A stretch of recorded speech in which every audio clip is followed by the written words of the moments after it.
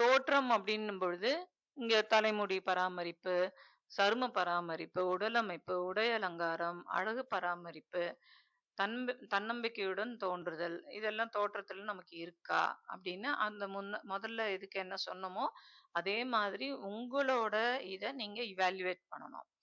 So அத மதிப்பீடு செஞ்சீங்கன்னா, அதுக்கு ஏத்தா மாரி 1, 2, 3 ஆ இப்ப எனக்கு வந்து 10 மார்க் வரைக்கும் வேணும்னா, 10 மார்க் வரைக்கும் போட்டுக்கலாம். இது வந்து ஒரு அளவு தான்.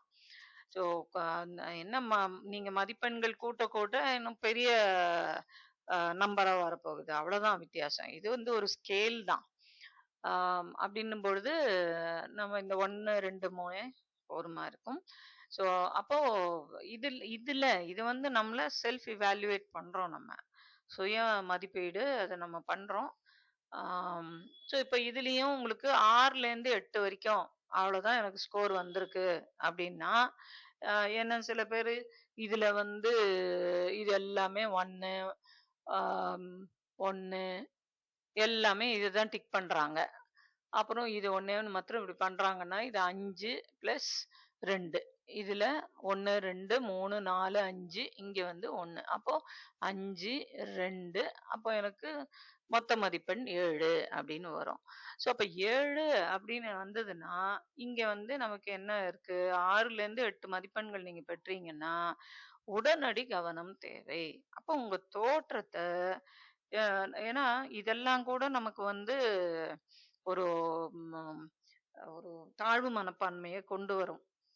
இதுலலாம் நம்ம வந்து கேர் எடுக்காம இருந்தோம்னா, இதுவே நமக்கு வந்து ஒரு தாழ்வு மனப்பான்மைய குடுக்கும். ஸோ அதனால நம்ம எந்த லெவல்ல இருக்கோம், இது வந்து யாருக்காகவும் நீங்க சுய மதிப்பீடு பண்ணல. உங்கள பத்தி நீங்க தெரிஞ்சுக்கிறதுக்காக நீங்க பண்ணக்கூடிய ஒரு செயல் தான் இது. அப்டின்னும் பொழுது உண்மையா நீங்க அ இருக்கணும் அதுக்கு. ஸோ அப்போ இதுல வந்து மதிப்பீடு அம்சம் என்னவோ, இப்போ நம்ம வந்து ஆ இது எங்கேயும் ஸ்டாண்டர்டா இந்த மாதிரி இருக்கா? நீங்க எப்படி இதெல்லாம் எடுக்குறீங்க அப்படின்னா, அவங்கவங்களுக்கு தோணுனது.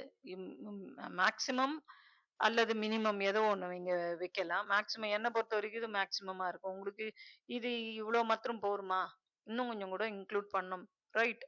ஸோ அதுக்கேத்தா மாரி நீங்க ஆட் பண்ணிக்கலாம். அப்போ இந்த இடத்துல நம்ம போடுறது வந்து கரஸ்பாண்டிங்கா மாறும்.